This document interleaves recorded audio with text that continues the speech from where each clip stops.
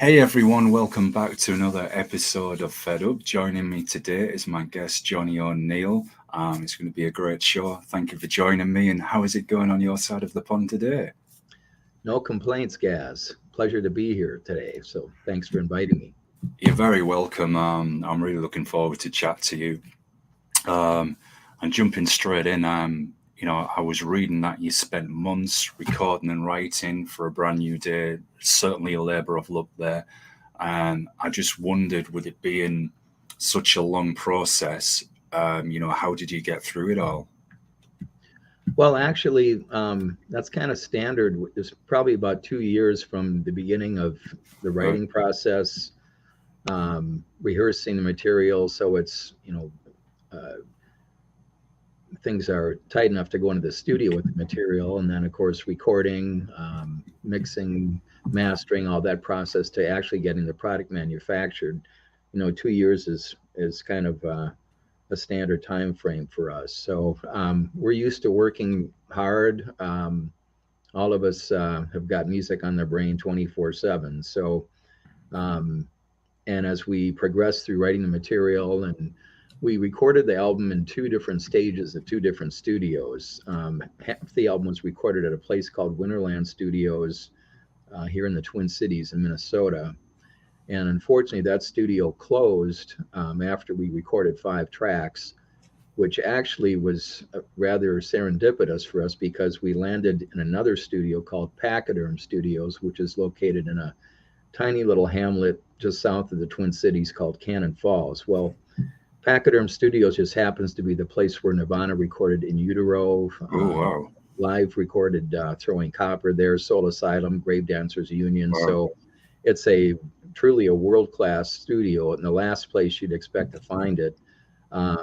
But that really was inspiring for us on so many Yeah. levels. And so as we progressed through the recording process and started hearing the tracks and got into mixing, we got more and more excited as the process went on. And I think that certainly was something that helped propel us to get through what you described quite accurately as a labor of love, no doubt. Yeah, there's that history there. And being a part of that, must feel incredibly special, humbling as well, I would imagine. Oh, it was surreal, Gaz. Pachyderm Studios is quite a magical place. Not only do you have the recording facility itself, but on the Yeah. grounds there is a resort, for lack of a better description. Several bedrooms. There's a indoor pool. Quite a place to stay. So we spent the weekend there. I actually slept in the Cobain bedroom, which was Whoa. eerie. Yeah. We found pictures of Nirvana with Dave Grohl and um, the rest of the group sitting in front of the fireplace in the sunken living room right where we were at. So it just yeah, to be part of that history. And I think the energy and vibe that was captured in the studio, you can hear it on the tracks too. It definitely comes across. So it was magical, and we fully intend to go back there for the next effort. So Yeah, but I'm just wondering, hearing that, how people say like houses and places can pick up that spirit, that vibe, both good and bad. Particularly, did you get that sense whilst you were there that, as you said, it had that energy, it had that atmosphere from Kurt Cobain, the musicians that have walked through the building? Could you really feel that in the air? well, I think we drew nothing but a positive vibe Yeah, from the facility. yeah, And it was so inspiring to be able to record in a facility where truly landmark albums have been recorded. So, yeah, um, we certainly didn't uh, have a sense of the facility being haunted or anything like that. yeah, I'm a clinical psychologist by day, so I tend to look with a kind of a cynical attitude toward the yeah, paranormal point of view about things. But no, to the extent that there was the magic of being in a facility that's had that track record, no pun intended, Yeah. It's definitely a very positive vibe for us. And Yeah. as you said, was humbling, but at the same time, really inspiring for us to be able to record in a world-class facility. And just the gear that they had, not only the recording console itself, but you walk in, um, they have just a ton of vintage amplification, walls of vintage Marshalls, Wow. and you could play through anything that you wanted. I mean, it was like being a kid in a candy store. So I Yeah. walk in and I'm looking at stacks of plexi Marshalls from the late 1960s. I mean, the kind of amps that Jimi Hendrix and Jimmy Page played through. And so I grabbed one of those to do my tracks, and actually ended up buying the amp because I was so impressed with the tone. So no, we had nothing but a very positive vibe working there. Yeah, yeah, that's great to hear. Yeah, I was meaning in the positive sense as well. I just thought there must, like we've been saying, just must be so magical. I mean, me hearing that, it's got me so amped and stoked already. Because I think Dave Grohl did a movie recently. It was a horror movie. I think he released some music based on that film as well. I think they were called Dream Widow. And I'm not too sure if. No, it's escaped me. Anyway, as a Yeah, random point, it was. I was just wondering there. I thought, did he film it in that same location or not? But I'm sure someone will correct me and tell me later. Um, that I couldn't answer. I'd heard something about Grohl yeah, doing a horror flick. He's quite a talented cat, needless to say. So yeah. He's very versatile, just like yourselves. How you've got those influences from absolutely everything, which is not a bad thing at all. It's always good to step outside the box and bring in all those different elements. So absolutely, that's our philosophy entirely. We definitely want to be a band that takes listeners on a sonic journey, yeah, thinking outside the box. We don't want to be just another stereotypical two guitar hard rock / heavy metal band. I mean, we yeah, certainly have elements of that. The band I had prior to going solo, a band called Dare Force, was certainly of that ilk. And so that's kind of baked into our DNA to an extent. But I wanted to really expand the sonic palette beyond just traditional hard rock. And so we've got elements of blues. yeah. In fact, there's a track, the third track on the album, My Mona, has no guitar solos by design. It features a sax solo by a cat by the name of Jason Peterson Dallaire, who's also the saxophonist for Michael Bolton. He tours the Wow. world with Bolton these days. So Yeah. he lives here in the Twin Cities, and we got a hold of him through our producer, Brian Barth, knew him. And so we contacted him. He came in cold and did a sax solo on that track, then also played keys. He also plays organ and piano on that track, and then lent keys to a couple other tracks as well. So um, that definitely has, I mean, if you think of the first three tracks, Brand New Day kind of being, more upbeat, positive, Take Me Down, which ironically goes in another direction. It's a tune about opioid addiction, kind of dark. And then you go into this kind of bluesy Stone Mm, vibe with My mm. Mom. I mean, just the first three tracks alone take you on quite a few different paths. But our mindset, we're kind of, I guess, if you were to distill our essence, we're going for, if you put the Stones and Zeppelin in a blender, Yeah. mixed it up, that's what we're aiming for. And the great bands are bands that are able to play a variety of styles, atmospheres, but yet still retain their identity. Zeppelin and the Stones are two of the best examples of that I can think of. So we're trying to incorporate those kind of elements, but with a modern twist, and hopefully educate some people about the roots of what they're listening to today. I mean, those are truly the greats, of course. So Yeah, but That's what I noticed, and it's really interesting that you mentioned those points already, because there were things I was going to ask you about. Is that very wide spectrum of music? I can hear all of those influences that you've said, um, and it's very surprising in a pleasant way, because when you first listen to Brand New Day, it's got that very happy, positive, upbeat feel to it. It goes along with the video. You know, you see the sunrise and the bright skies, the horses running free. There's a lot of interesting metaphors there that match the tone of the song. Even the guy, you know, riding the motorbike to a new destination, and you, as I said, you see the sunrise, and so like emphasizing a new beginning. So you're thinking, okay, yeah, this is quite an upbeat one, and this has me. And as you said with "Take Me Down," when that started, I was like, whoa, this has completely changed direction. I can hear the really heavy riffs. Um, this is before I even read about the band or any other info. I always just like to try and listen to the music without any other influences first, so I can get a true sense of the feel. And I was like, man, this sounds like, as you said, it's got bits of the stoner vibe there, traditional heavy metal, you know, Sabbath, Candlemass, bands of that nature. And it was really interesting. It had that bit of the dirty grip bluesy feel. And then as you get further on the album, you really do hear the heavy blues side, but with so many other layers as well.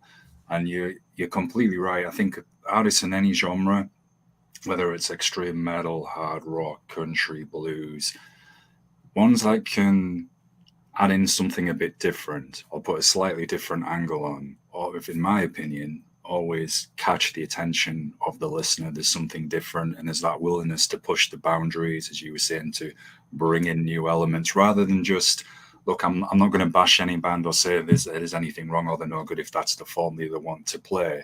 But it must be you as a musician and a singer and songwriter must think, no, I want to push myself further. I want to maybe incorporate this element, especially with having them, I guess, that wide interest in music as a whole. Why limit yourself? And that certainly comes across like a really true free album.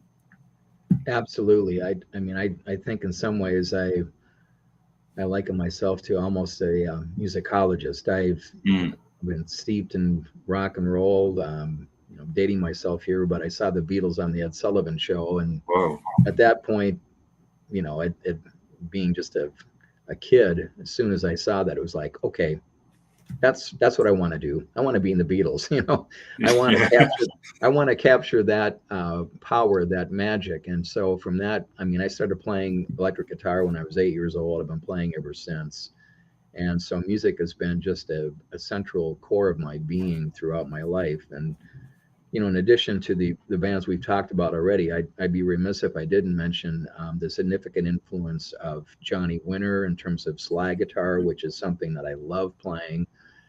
There's a tune on the album, When Janie Came Into Town, which definitely has a real kind of swagger, bluesy vibe to it. That's actually been getting some play on some blues stations. In fact, there was a station in New York, England, that just played the track the other day.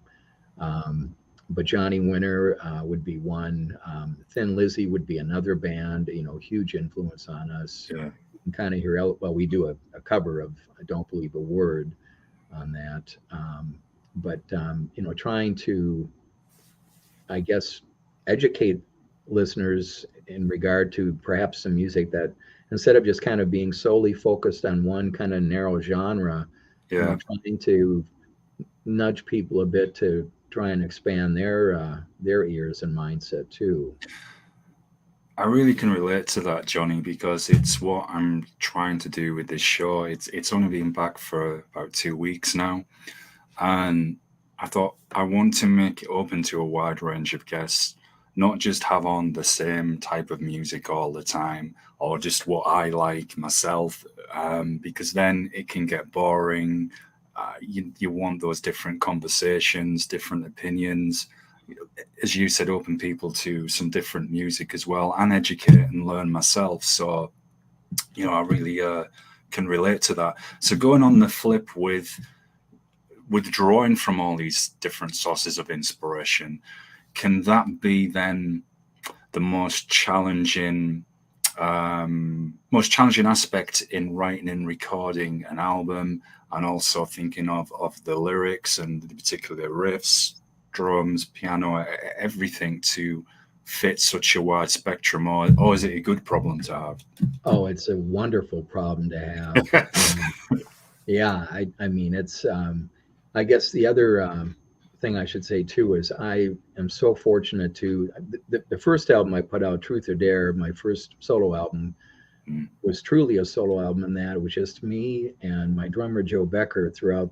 I played all guitars, excuse me, lead, rhythm, slide, acoustic, bass, did all the vocals.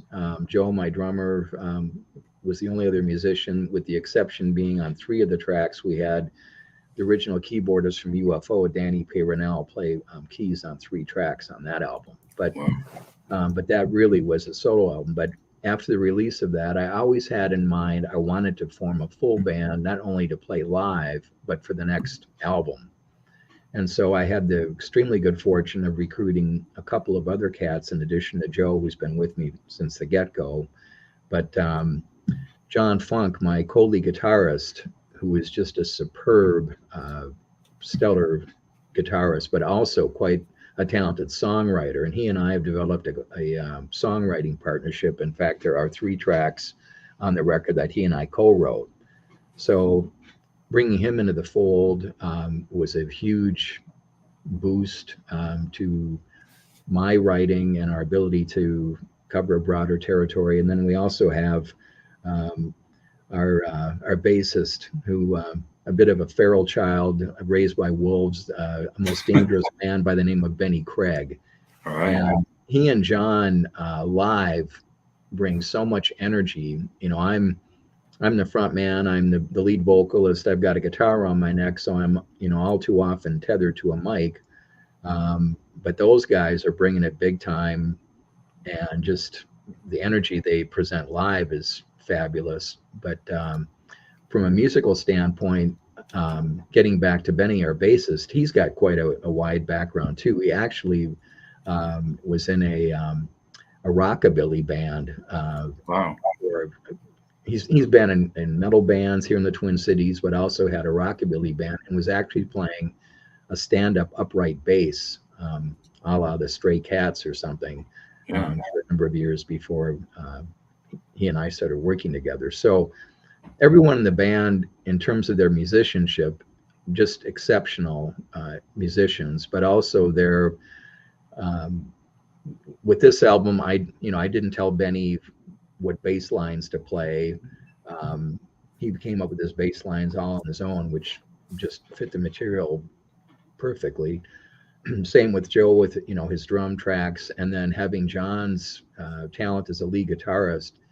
It's really I've always been in 2 guitar bands throughout my career, and I've always enjoyed working with another guitarist. But finding another 6-stringer who you have a chemistry with, and you complement each other in terms of your style and phrasing and tone and so many other elements, is hard to find. I had that in Dare Force. I formed that band when I was 18 years old with Brian Bart, whom I've known since I was 9 years old. Brian is also the co-producer of both of the solo albums that I have.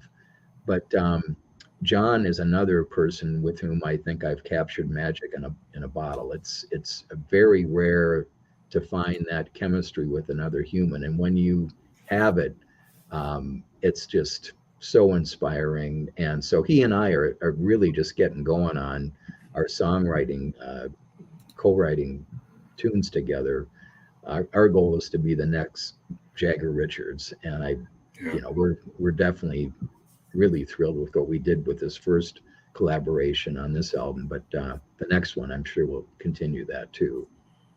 Yeah, as you rightly said, sometimes it can be just a case of the right timing, the right people coming together. It's very rare to have that chemistry in any kind of relationship, especially in a band, because we often hear about people can't compromise or agree to disagree. They can't communicate, so it ends up bands splitting or going on hiatus for very long periods, and then coming back with an album that I don't really feel does them quite quite the justice.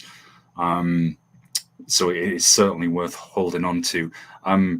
Just when I was reading about the inspiration as well for the opener, just going back to a Brand New Day, I read that you wanted to write some happy, inspiring music after COVID.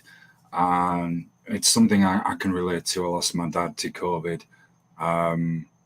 So it was a horrendous time. And I'm just curious, have people responded to you with, good feedback saying, look, this has really helped me get through difficult periods in my life. And I'm finding this has given me good inspiration to keep moving forward. Well, I think in addition to COVID, here in the Twin Cities, we also had the murder of George Floyd in May of 2020 and the ensuing riots. And then, of course, the civil unrest throughout the United States, which was significant to the degree that we hadn't seen anything like it since perhaps the civil rights movement of the 60s. And then also, we had the civil unrest that followed that. There was just so many elements that were coming into play. Really, people going through a pretty dark period over these past 3 years. Also, political issues, which I'm not going to get too far into, but the insurrection on the U.S. Capitol, January 6th. I picked the release date for Truth or Dare, January 11th of 2021 for a reason. It was the day after Biden was inaugurated. So anyway, all those elements, we've gone through just a most tumultuous time here in the States and the world for that matter, of course. And I think going through something like that, hopefully we'll never see anything like that again in our lifetimes. But I wanted to do something that provided an element of hope. There's so much anger and dark stuff in hard rock and metal. And to me, writing angry, dark tunes just didn't seem appropriate as a means of, pulling people through this time. And I'm not saying that I'm trying to look through things with rose-colored glasses or that all the turmoil's behind us. Far from it. But I did want to give people the sense that, hey, it's time to look forward. We've been through a horrendous time, but let's remember that there's a lot of good things that happen in life too. And all too often, the media, the old phrase, if it bleeds, it leads. And so, so much of people's attention in the media is drawn to the negative things that occur in this world. And so I think it's important to remind people that there's a lot of good stuff that happens as well. But back to your question, the response that we've received so far, especially to the title track is our first single and video, has been very positive. I think people do see that sense of energy, positivity, without getting Pollyannish about it, but really being sincere. And I think that comes across. It also comes across when you see us live. I mean, there's just a lot of energy going on. And so I think as, the album's still pretty new. It's only been out a couple months. And as we get further into new videos and, our fan base has grown significantly. Brand New Day on our YouTube channel, we're pushing 240,000 views for that video. Wow, that's great. We just dropped it on June 29th. So we're thrilled about that, needless to say. But as we get further along into more videos and expose greater numbers of people to the material, I'm sure that we'll have more of that kind of feedback. I have no doubt about that. Yeah, that's really excellent to hear, and I'm glad it's had that impact upon people as well.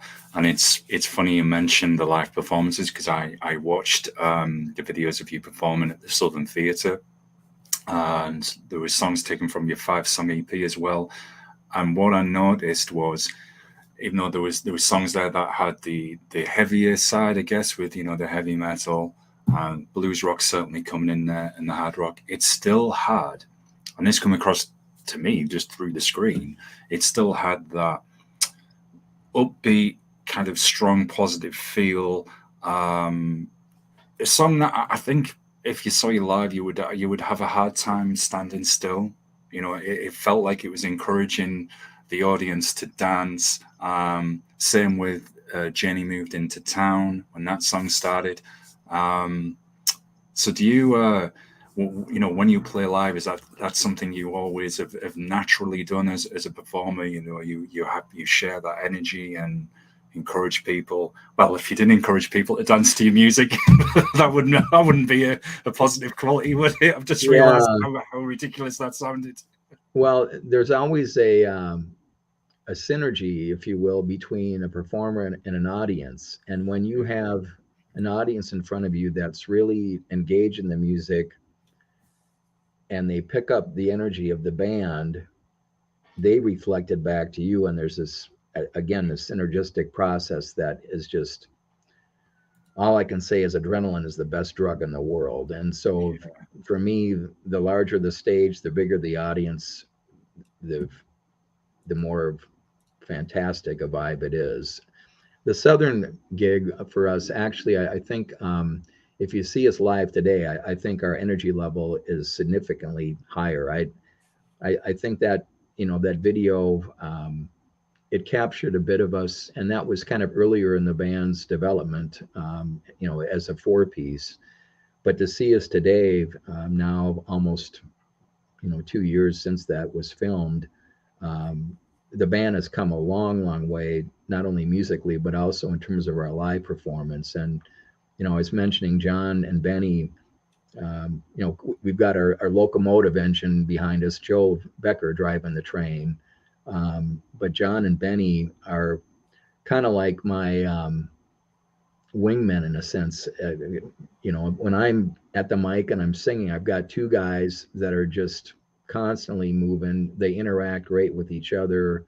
And then the three of us too have a chemistry that we're developing too. But yeah, there's definitely a relationship between a performer and an audience that when it's happening, again, it's like magic in a bottle. It's really remarkable. One of my, I don't know what I like better, recording or performing. They're both such cool life experiences in their own respect, and of course they feed off of each other. But they're very interesting life experiences in different ways. But live performance is just, it's a privilege and a thrill. Yes. So with that said, you're enjoying both recording and performing. Is the most interesting thing about recording the obvious that you're writing your ideas, going through the creative process, then you're actually playing music based on them, and then you take that what you've brought to life and then share it with people and then seeing their reactions to it. I mean, that must be quite rewarding as well. It is magical. I mean, I hear stuff in my head. You know, when I first started playing, I took lessons for about a year. I was like, you know, from 8 to 9. I learned how to read music back then. I forgot about that long ago. You know, we don't, as most rockers, you know, we're not transcribing things or, you know, writing sheet music or anything like that. So, you know, I hear riffs in my head. I'll start to noodle around on things, or I have an idea for a lyric and I'll start scratching things out. And once I've got a song, the kernels of a song developed to the point where I can present it to the band, we start working it up. The song continues to take shape to the point where it becomes a fully formed entity. And then to take that into a recording studio, put it into a digital format that renders vinyl and CD a physical manifestation of what started out as an idea in your head, Yeah. to have a physical product that in turn you share with the world. I mean, it's hard to put into words how rewarding and just incredible an experience that is, and how fortunate I feel I am to be able to do that. Yeah, it's special indeed, and I mean, I have a very visual imagination myself. I see everything like a movie in my mind, and I often ask, musicians, people who come on the show, if it's the same for them, if they see it in their mind, and then they have to write that idea down, play a riff here and there, edit, tweak it, come back to it. And it's very interesting hearing the different range of answers that I get. Some people can seem to just naturally, I got the lyrics in, say, an afternoon, or the riffs, and there it's done. And then others, no, we let it go back to it, takes so much time off. Do you try and keep things as naturally and organic as possible, or does it differ on songs and albums? Yeah, well, you can't. I think it's important to have a discipline of writing. Mm. That being said, you can't force a song to happen. I find that oftentimes just playing riffs just pop up. A good example is the title track. Benny and I were just jamming, the two of us together. This was actually toward the very end of recording. Brand New Day, it was, if I recall correctly, was the last track that I wrote. I just started jamming with Benny, had a riff come into mind. The next thing you know, he and I are going with it, and it develops into a tune.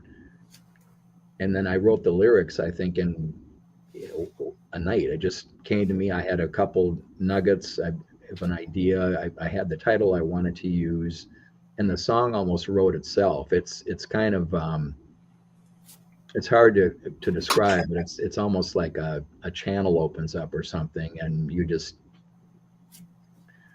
a song takes on a life of its own.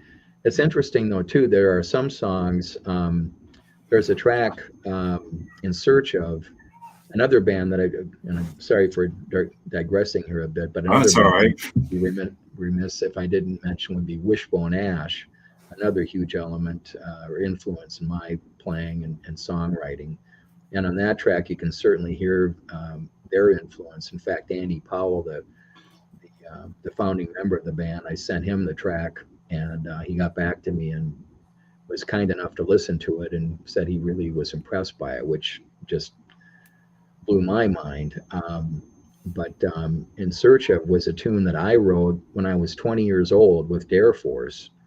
We never recorded the track. We played it for a couple of years. It just kind of fell by the wayside.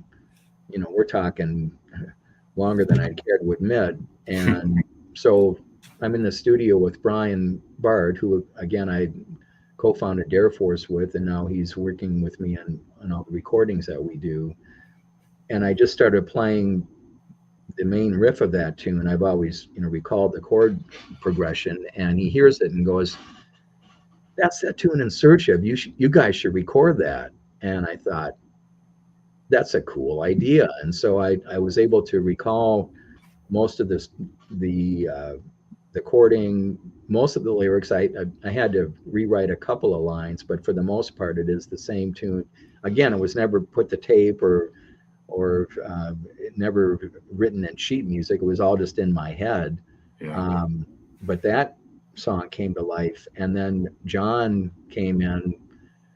There's a double lead on it. It's pretty melodic, kind of slow double lead, but he and I just mesh so well on that. And then when you get to the solo parts, minus the first solo, it's kind of more of a slow melodic, kind of a Wishbone Ash type of lead. I actually do a harmony to myself on the track, and then immediately it's followed by a solo by John. And I would have to say, if anyone out there is a fan of Michael Schenker and UFO, listen to John's solo on that track, because it is truly Schenker-esque. I mean, it is one of the best solos on the album, in my opinion. And it was funny because when we first started recording that track, I had put my solo down first, and John goes, "You know what? I don't even think I want to play a solo after what you laid down. I mean, what am I going to do after that?" And I said, "No, buddy, you're not getting off that easy. You're going to come in. I don't even want you to worry about working anything up. We're just going to come in, and we're going to have you lay down something." And sure enough, John did 3 takes with the solo. We comped it, you take elements from each take and you compile a finished solo. And I'll be damned if he didn't pull off one of the best solos on the record. So it's just funny how things work sometimes. But again, that was a song that just had been dormant for years, and all of a sudden was like, okay, time to do something with me now. And it just seemed to fit right in with the rest of the tracks. And it certainly is, even though it was written some time ago, I still think it's relevant to how the album and the music sounds today. Yeah, it's sounds like it's the right time for that song. Getting back to what was mentioned earlier about timing and chemistry as well. And I always find it fascinating when I read about musicians and writers where they'll have an idea will just come in their head, and it doesn't matter what time it is at night, that's it. They have to get out of bed and write that idea down, or sometimes even play a little bit of the music, or that goes just that little bit, so they've maybe got the tune, da, da, da, da, da, and then they can come back to it. Sorry for a really poor impersonation of a musician, possibly. Yeah, well, what I rely on a couple of things. I don't notate things, but I do have. There's a little app on my phone, a recording app. In my day gig as a clinical psychologist, I'm dictating all the time. I write psych reports that are 20, 30 pages. So Wow. I use my dictation recorder. Oftentimes, I'm a night owl. I do my best work at night, and so if a riff comes into my head, I'm thinking, okay, I've got to just record a snippet of this so I don't forget it. And if I look back through these little song samples on my phone or my dictation recorder, there's still stuff on there. If I start digging, there's more stuff that comes. So, there's a constant process of little nuggets of songs that come up. John Funk, my guitarist, is the same way. He's got tons of riffs that he'll bring to me. Hey, here's something that I've had for some time, and I'm thinking that sounds pretty cool. I think I've got a part that's going to work with that. And the next thing you know, we're coming up with a track like My Mona, which I think is just such a cool track in so many ways. But yeah, the songwriting process is really quite magical, and I just it's so amazing to be able to write something original material and have people respond to it. The world these days, there's just such a glut of tribute bands, and I've got some good friends that work in those kind of groups, and there's some really good ones. But from my perspective, I just would not feel satisfied or fulfilled without performing my own material. And so being able to have the ability to write a song that moves another human being is truly a special gift. I don't know how else to describe it. I think you've perfectly described it. I really do. It's seeing the magic of what you have created. It's brought to life, seeing how people react to it, as we were mentioning earlier. That is one of the greatest gifts, I think, for any kind of person in the arts, whether it's theatre, music, writer, anything like that. And also, as you told me about your day job there as a clinical psychologist, does that also give you another avenue to draw on for lyrics because you were getting that first-hand experience into the human psyche? Absolutely, it's informed my songwriting and my lyric writing process. There's 2 good examples on this record. Take Me Down would be one of the darker tracks, the tune about the terrible affliction of opioid addiction. And so I'm writing lyrics basically from the view of a person who's really struggling with that, and kind of trying to capture the day-to-day experience of someone who's in the depths of that. So there's that element. Also, the last track, Tell Me Your Story, is directly derived from my experience as a clinical and forensic psychologist. It's the lyrics are from the point of view of a therapist who has a patient coming through the door with all kinds of stuff to talk about, but is often is the case, is hesitant to talk. When you first start therapy with the patient, the first goal is to establish a therapeutic rapport, be able to develop a sense of trust. This person's coming in and they're bearing their soul, and oftentimes it's a person who maybe has never been in therapy before, and they're in a crisis. They're looking for someone to help, but at the same time there's a fear of sharing things. And so you try and engender a sense of safety and security and trust to be able to have this person share what's going on, and then hopefully be able to teach them some skills to work through the issues that they're having, and hopefully enable them to see things in a different perspective that perhaps they haven't considered before, that allows them to develop some coping skills and move to a better place. And so that song, not only lyrically is directly related to that experience I have in my day gig, but the tune itself, well, for one thing, it's almost 8 minutes long. I wanted to write a tune that, I guess the template for it would be Stairway to Heaven. I'm not saying that it's the next Stairway to Heaven, but there is that element of starting off with an acoustic, kind of, more of a mellow type of vibe. And then the very end of the track, we get into just a ripping back and forth series of guitar solos between Mr. Funk and I. And so it just goes from something that starts off with live violin. We had another cat come in, another Jason by the name of Jason Wolf, who did live violin on that track. And there's some string arrangements that Mr. Bart and I did through a MIDI arrangement. So it starts off kind of lighter, but then as the song progresses, it gets heavier. And then the end, there's such a buildup. To me, it was just the perfect final track for the album. But that song definitely is directly influenced and derived from my experience as a psychologist. Yeah, well, it's a fitting closing to the album, and certainly there's no shortage of inspiration there.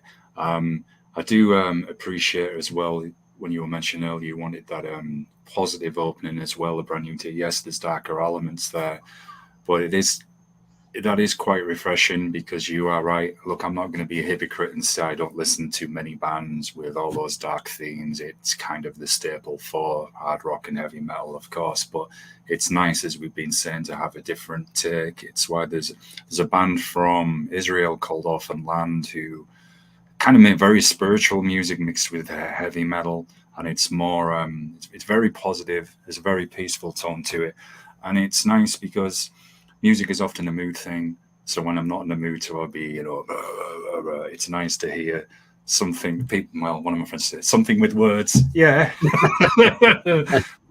but it is, and you might think, where am I going with this? But I watched. I love pro wrestling outside of music. I love pro wrestling, and I watch it all. I'm probably as fanatical about it as I am with music. And AEW just did an event at Wembley in London. And usually the end of an event, you expect a heel turn, a darker finish.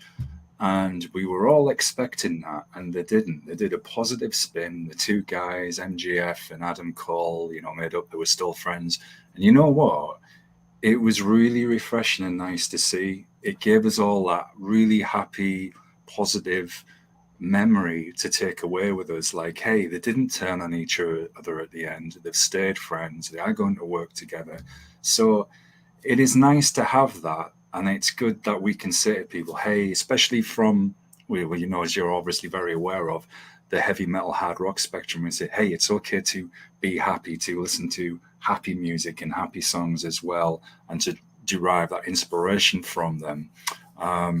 So I really do appreciate that. And I just wondered, going forward, I know the album's only been out a few months, but just going forward, are you going to continue that theme, that mix of um, inspirations for the lyrics and music, or is it too early to say at the moment? No, I think that will always be something I derive inspiration from. And if you think of the album, there's kind of Brand New Day and Tell Me Your Story are bookends in the sense that both Mm, offer a sense of hope and positivity. Tell Me Your mm, Story, the lyrics, there will be a better day. I mean, there's a sense of hope that I'm trying to instill in the listener on the last track as well. But the human experience, uh, there's such a wide range of emotions that we all experience, and I think yeah. the greatest artists capture the gamut of that. So um, there are tunes that are heavier. Take Me Down is one. Another Mm, one is Coming Down Like a Mountain, which obviously is about a world figure whose name I shall not utter, but anyone who's listening, and I don't name him in the track, but if you've got half a cortex, you can figure out who it's yeah. about. So, do I let some F bombs fly? Yeah. Is there some aggression to that? Absolutely. Some anger? Damn right. Mm. So I think, if you're going to stay stuck in one emotional track, if you will, you're really missing out on what it means to be a human being. And so Mm, we all experience such a broad range of emotions. And so I think it's um, my goal is to try and capture a range of emotions, but yet again, at the core, having something that's inspiring, that helps people. In my mind, music is probably one of the greatest forms of therapy there is. definitely. It's a universal language. Um, it's, in my mind, it's the most primal uh, form of art there is, and I'm not taking anything away from film or books or painting or something like that. But music is truly the soundtrack of people's lives, and so they associate memories or personal events with music that they happen to be listening to at that time. They hear that years later and they're taken back to that place and time. Music is also something that can be in the background. You can do other things. You can't multitask while you're reading a book, or you can't multitask while you're watching a flick. But with music, there's I've got a couple of kids in college, and they've got earbuds in listening to tunes while they're studying. I myself can't do that. I get too I always listen to the music, and I went to grad school at the Ohio State University. I never would have completed my doctorate had I been listening to music while I'm studying. But there are Yeah. those people. Another good example are surgeons in the OR. I've had the privilege of working with some surgeons. I have a specialty in health psychology as well. So um, I've worked with a number of physicians, and there are surgeons that in the OR they've got music cranking while they're operating on. They've got someone cut open in front of them when they're cranking out to Zeppelin or whatever. And I'm thinking, how in the hell are you able to do Yeah. that? But you know, they're not watching a film while they're doing neurosurgery, but they might have anything from Zeppelin to whatever cranking while they're performing the most delicate procedure you could think of, which to me is just remarkable. I don't Yeah. know how they do it. It's mind blowing, isn't it? And it's fascinating that people can relax to music and very forms you wouldn't think of whilst doing something so intricate and specialist. And yeah, it's funny when I was at college myself, and I did that sometimes. I had the earphones in whilst I was writing a paper, and there was always different music that I went to that would um, help me through it. If it was something, say, I had to write it, say like a darker theme, something I'd go to, naturally a darker theme song and see what it visually inspired. And then it really depended on what I was writing. Sometimes I found I couldn't relax. I had to be in the quiet study room in the library, no noise, my head down reading, and literally study until that was done. Um, so it did differ, but you are right. Music is so inspiring as well, not just being the soundtrack to our lives. We have that music as well that we can revisit, that can help us through those tough times. Or for a happy time, I'm not in the mood to listen to this today. I just want something relaxing, peaceful. For example, you can get that. And forgive me, I'm not even going to attempt to put it in a genre because I'll probably butcher it, but just kind of like very instrumental, relaxing music, which can be even that similar to free flowing jazz, I guess. And that again can be really relaxing, particularly if I'm coming from doing my sports training and martial arts. That'll be, hey, I'll find this relaxing. It's a bit of downtime. I've just been at something that's got rid of that, I guess, pent up aggression. I'm not in the mood now to be something, I know you have a show coming up on the 30th of next month, and it's going to be an intimate performance. So, could you tell us a little bit about that? And have you played any shows like that before? And though this is a loaded question, how do they differ from your regular performances? Well, those are great questions, Gaz. And to answer them, well, first of all, we're doing an in-store performance at a record store here in town in Minneapolis called No Name Records, KNOW Name Records. No Name Records is an iconic record store in the Twin Cities. It's been open for decades. The owner of the store, Danny Beck, is just a wonderful human being, a fabulous supporter of local music here in the Twin Cities, and just a fan of music as much as he is a record store owner. Yeah. He was kind enough to allow us the opportunity to perform in his store to promote the release of the album. This is not our official release show, but we thought we'd do something kind of, again, outside the box, have something much more intimate.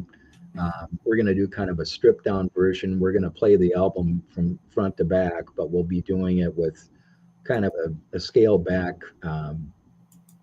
production and so forth. We're not, bringing in stacks of Marshalls to a music store, but it'll be a much more intimate performance and kind of more laid back.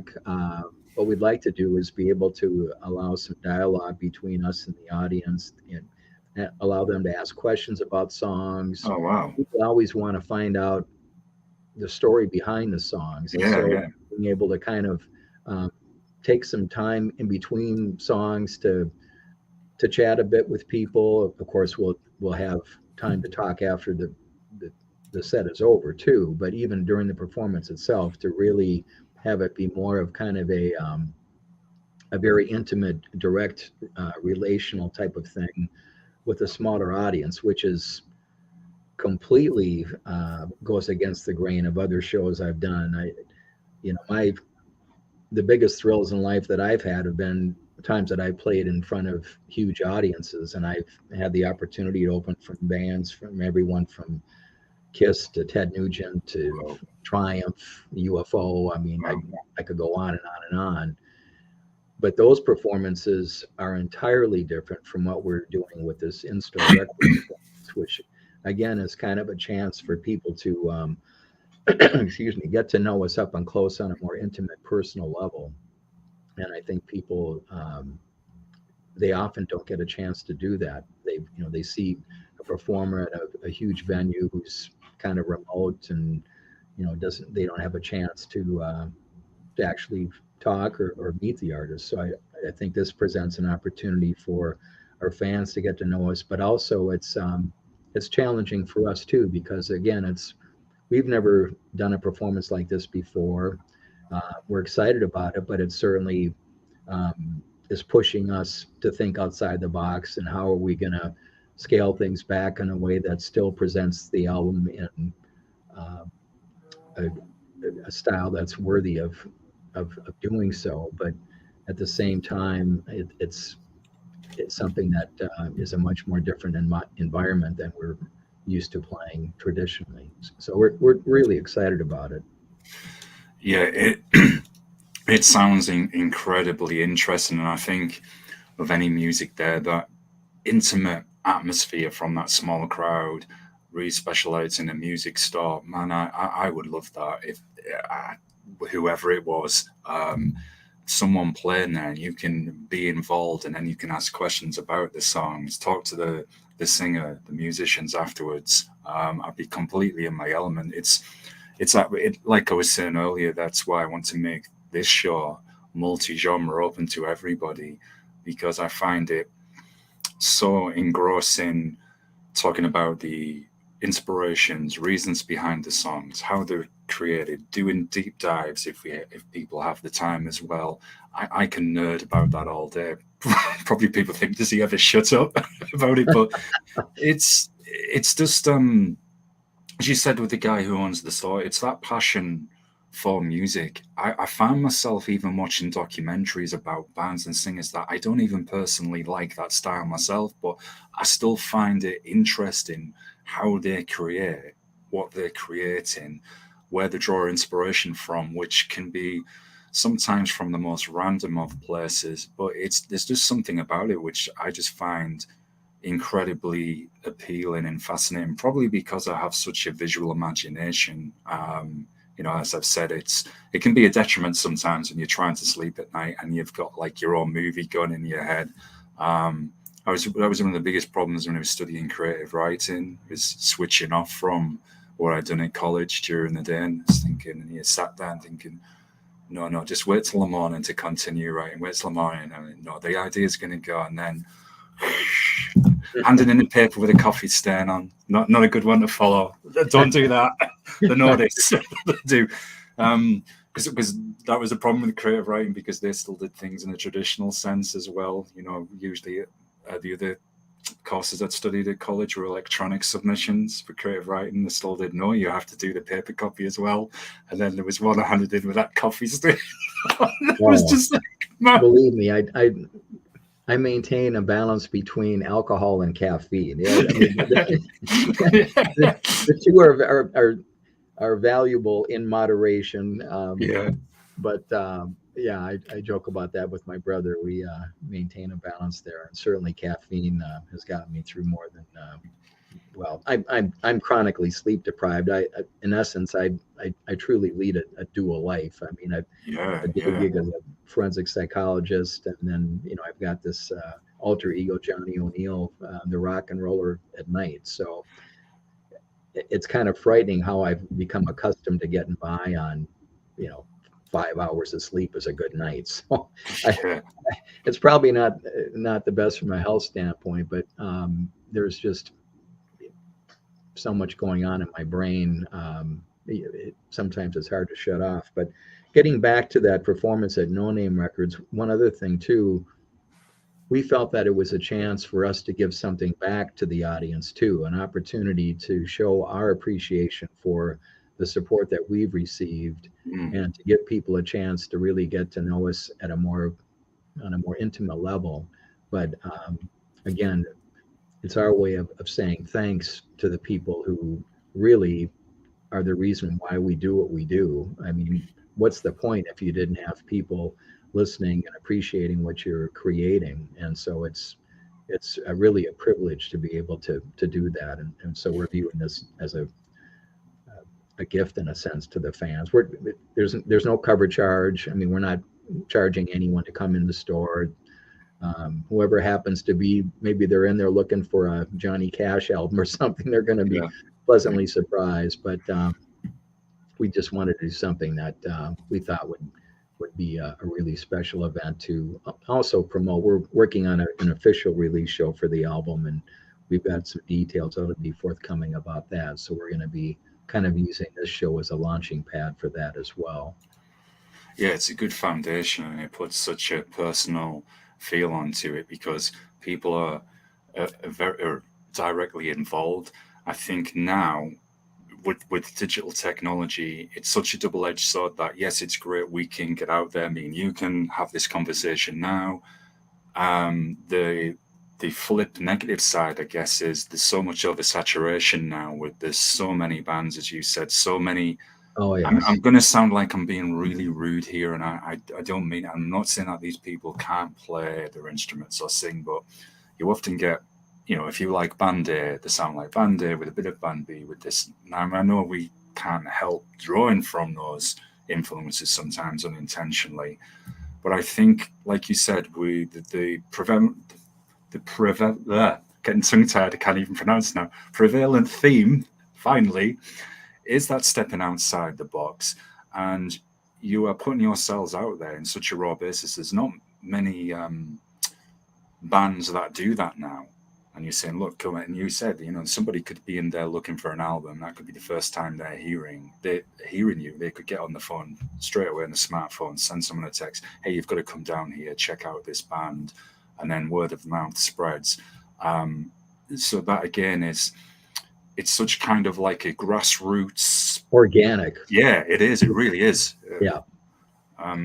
Well, I think, too, at the risk of sounding pompous, not every band is capable of a wide sonic landscape. And so, again, going back to my band, I mean, I consider myself one of the luckiest guys on the planet to be playing with the guys I'm playing with. One other thing, too, with having a band, there's not only the musical chemistry and playing styles that are important, but also personalities, how people interact as human beings. And that's another thing with our band. We like each other. We really enjoy spending time with each other. We do stuff outside of the rehearsal space together, or the studio. We're good friends. And I think, you know, you hear stories about, you know, guys. In fact, I've even been to some shows. Years ago, I saw Motorhead when Brian Robertson from Thin Lizzy was playing guitar for him for a short while. I saw them at First Avenue here in Minneapolis, and in the middle of the show, Lemmy's chewing out Brian Robertson because he effed up on a tune, and I'm thinking, you've got to be freaking kidding me! You're gonna, you know, just chew out this poor guy in front of the entire audience. I mean, I was astonished when that was going on. But you're not going to see anything like that with us. I mean, we really value each other's friendship, and we have a similar mindset. I'm not saying that, you know, we're in 100% agreement on every topic there is, but you do have to have some commonality in terms of core values and beliefs and attitudes if you're going to create music or any form of art with another human being. And so with this band, not only are the musical elements in place, but also the chemistry as human beings and personalities. And to have that is really a rare experience. And I feel quite privileged to have these guys at my side playing with me. It's really extraordinary.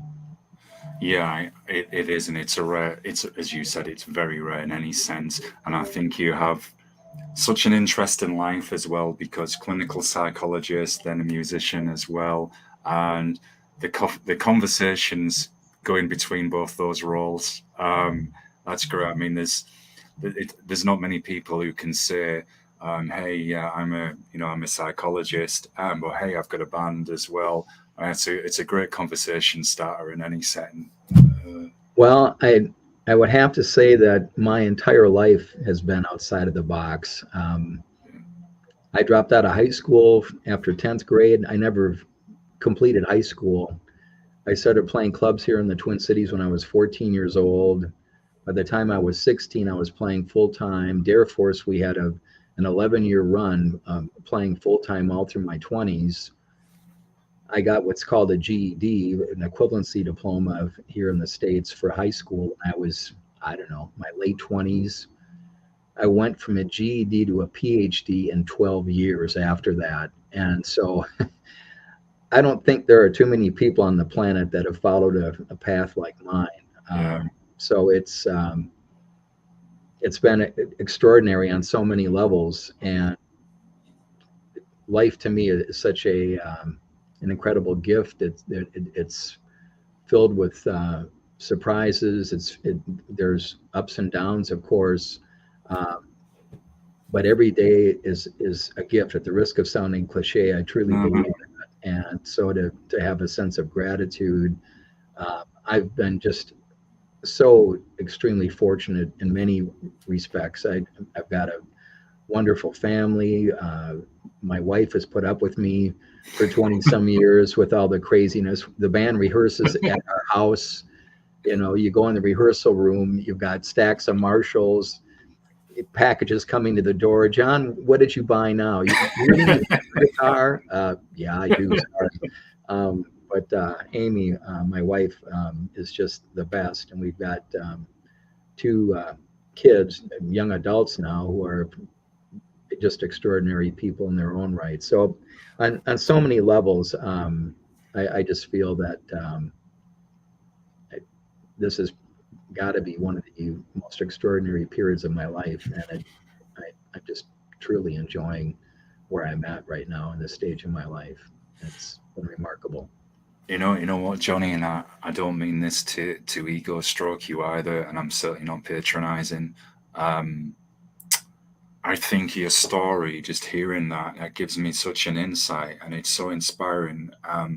It's already inspiring me sat here listening. I've had my own issues that I'm still working through um, for the last few years, and I think you may have done this for all I know. I don't know, but when you went to high school and people in other high schools and kids that could be thinking of, hey, I've either of dropping out, or people that have dropped out and thinking that's it, I can't turn my life around, I can't come and be this person. To hear your story, that would mean so much to those people. It would show them, look, hey, you can still achieve your dreams, you can still do this, and you seem to have a good set of values, very humble as well. The right people around you in the band and family. Um, Minneapolis, Minnesota. I've just got to get this in there as well. I remember they used to host the X Games there a few years ago, for all the skateboarding and motocross, and it looked a beautiful city. It was somewhere I always wanted to visit, and I love the X Games as well. So, no, I think, you know, I'm not suggesting or putting ideas into your head at all, but even if you did it perhaps in the future, the band, a performance at one of those high schools, where there's kids then say, look, hey, I dropped out of high school, but look what I've done. I'm a clinical psychologist and I'm a musician. That story in itself, you don't get many people who have achieved those things in life. You really don't. It's rare, and there's a purpose and meaning behind it. I'm not even going to attempt to try and say what that is, but it's certainly a good one and a gift. It really is. Well, thank you so much, Gaz, for those kind words. I want to be a little cautious. I'm not advocating that someone drop out of high school. And Yeah, yeah. I should preface things too. I love school. I mean, before I dropped out, I, I'm trying to be humble here, but I was a stellar student. And in the back of my mind, my first goal was to achieve world domination as a rock star. But I thought I better have a plan B. And I wasn't going to be making my life playing in bars in my 40s, making a living, playing in a bar band. So I had it in my head that I was always going to have a plan B if, at a certain stage that Air Force came so close to getting the major label deal several times throughout the course of our 11-year run. It didn't happen. Um, but in some respects, I'm ironically kind of glad that it didn't, because I wouldn't be sitting here today if it did. But I did have a backup plan, and one thing I've always had in my life is if I focus on a goal, I am focused like a laser. I mean, that's whether it's music, school, my family, whatever I do, I, I bring full resources to bear on that. So I think that's another thing that's important for people to remember too, is you have to be persistent, tenacious, um, have dreams, but put them into action. It's great to have dreams, but you have to have action that brings those dreams to life. And so it's important to do that. But um, the other thing too, it's important to realize that you can always change the road that you're on, to paraphrase a tune. Um, it's never too late to try something different, or um, to decide to go on a different path. And it, it's amazing what opening your mind, and the phrase hard luck begets, or hard work begets luck, and I think there's some truth to that. And so if you do put your mind to something, um, it's amazing the opportunities that will unfold. And of course, this all involves the support of other human beings too. And on that score, I've been extremely fortunate too, from my family of origin to the family I have, and my friends, and I mean, in the band. I mean, without those people, I wouldn't be doing anything what I'm doing today in my life. So I to have those relationships has been a wonderful gift as well. Yeah, good positive people around you. It spreads that energy. I know I've kept you a while. I could hear the phone in the background, so I apologize. Just before I let you go, though, could you tell us a bit about who did the cover for A Brand New Day? Because you see the sun rising in the clouds, and again, as I was saying, with the whole feel of that track and it emphasizing new beginnings, new destinations, and new journeys. I just wondered who helped bring the artwork alive. Well, that would be none other than my drummer, Joe Becker, who Nice. also happens to be a phenomenal graphic artist. Yay. Yeah, he did the cover for Truth or Dare as well. So Joe is my right hand man. He's been with me from the get go, and he is a remarkable human being. Not only is he one of the best drummers with whom I've ever been in a band with, but multi talented in many ways. Um, a few things too before we wrap up. Oh, you take your time. I'm just conscious if I'm keeping you a while. Yeah, yeah. Well, first of all, I've thoroughly enjoyed our conversation today, Gaz, and I want to thank you so much for giving me the opportunity to be on your show and talk. And it's really been thought provoking and inspiring for me. And also, thank you for Thank you. taking the time to listen. I mean, there's so many people, you'll be asked questions and you wonder, did you actually listen to the record before we started talking today? But obviously, you've taken the time to do a deep dive into my material, and I really appreciate the time and attention that you've taken, and I thank you for that. But little self promotion here. If people are looking for the album, first of all, you can find out what's going on about the band. We have a website, just johnnyo'neil.com. That's johnnyoneil.com. No apostrophe, although my name does have an apostrophe. Um, but you can find out that we're on Facebook, Johnny O'Neil Official. YouTube, we have our own channel. We're on all the social media sites, and then the streaming platforms, everything from Spotify and Amazon, iTunes, all that kind of stuff. We also have a Bandcamp site. Uh, the album is out on both vinyl and CD, so you can order it through Bandcamp. Uh, and in terms of what the band's activities are with new videos, and uh, probably Facebook and our website are the two best places to check into, where you can find out more about us and what we're up to, and what's in store ahead for us. Well, absolutely excellent. And I want to say thank you as well. I want to say a really deep, meaningful thank you for helping me diversify this show. It's nothing against, you know, guests or anything. I mean, I've had some really good shows with everybody who's been on, but I don't just want to always do extreme metal, hard rock metal. I want on different music, as we've been saying throughout the show. I did make a mistake with one guest, and it was a bad one. And I had listened to the music, and I like to do, if we had more time, perhaps we could do this in the future. I like to do deep dives into each song, go through the album, and really, really explore them. And I remember I got to one of the last songs, and I said, "Could you tell me about the vocals on this track?" And I realized as I asked the question, I thought, "Oh God, that one didn't have any vocals. And then the lady, she said there was no vocals in that track. And I went, oh God, I've realized. Now we had a good giggle about it. We were fine. Sometimes questions can evaporate halfway through when you're asking them. I mean, you're live off the cuff, having a conversation, and we're human beings. I mean, you know, if you're going to strive for perfection, you're going to drive yourself crazy. So, but that's part of the beauty of this dialogue. But I would be thrilled to be back on your show if you want to talk about the album in more depth and talk about specific tracks. I would welcome the opportunity. That would really be fun. Definitely. I love doing that kind of thing, and it's interesting for people to hear because it really shows us what is behind the music. And sometimes people with certain genres can get the wrong impression, and you can say, hey, this wasn't about what you had in your mind at all.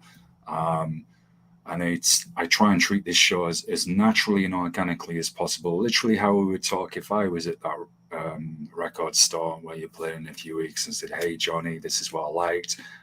What did you do in this song? It's the same. And I mean, come on, the most courteous thing someone should do is listen to the music, especially if they're going to talk to you. And that's what I say. What I do is when I get somebody's music, I try and shut everything off externally as I can. And sometimes it's hard because I might have to go on the Bandcamp or on the website or on the YouTube to listen. But I like to try and treat it as pure and free as possible so nothing can influence me, and I can listen to both the music and the lyrics for how I'm hearing it and get what I feel the most natural personal interpretation of that as possible before I'm reading what somebody else says, you know, oh, it's like this, like, no, I want to have my own view. And I honestly, I could talk to you all night. Don't worry, I won't keep you like, but I could, because it's been so interesting and so inspiring as well. And yeah, I'm absolutely enthralled. Well, thank you so much, Gaz. And again, thank you for your time and attention. What that tells me is that you respect music and musicians and the effort that we put into doing what we do, and to have that coming from a person who really spends so much time and energy to support what we're doing and share it with the world. I so appreciate that, and thank you so much for demonstrating that today. That really means a great deal to me as an artist, and I just can't thank you enough. So it's been a really fun chat with you, Gaz. I've enjoyed it. You're very welcome. Me too. Folks, I will put all the links to Johnny's music in the description. All I want to say is sometimes YouTube can be very, very temperamental. I'm sure Johnny knows this. It can either take a day to process, or it might, depending on what mood it's in. You could do a case study on this. AI is happening. YouTube has become sentient. But yeah, if YouTube is feeling generous, it will process the show later this evening, and then I can get it posted and shared around. If it doesn't appear later today, it's meaning it's maybe upset with me for whatever reason. I've just realized we've got a horror movie happening now. Things have gone dark in the background. I knew I should have turned the light on. I thought, oh no, we'll be okay. And that's why I was moving the curtain in the background for the light. Now I've realized it's like, yeah, live from the ancient land of the ancestors from a cave. Well, we'll put it on our YouTube channel too, Gaz. So we'll get that up as well. So we're looking forward to seeing our chat. So it's been a blast. Thank you. You're welcome on anytime, even the rest of the band. You know, if I can help in any way, just certainly let me know, and we'll do that. And best of luck for that show coming up in the record store. I think that will be fascinating for everybody, and it's been a blast. So, folks, I will be back tomorrow, and if you would like to appear on the show, please contact me. I am working on the social media side of things. I know I'm quite slow with that area, but it's a work in progress. Don't forget to follow, support, and hit the likes and subscribe. And I'll see you all in the next episode. Take care of each other, and peace out for now, everybody. And again, thanks to Johnny for joining me today. Thank you, Gaz. You take care and have a great rest of your day. You too, man. All right.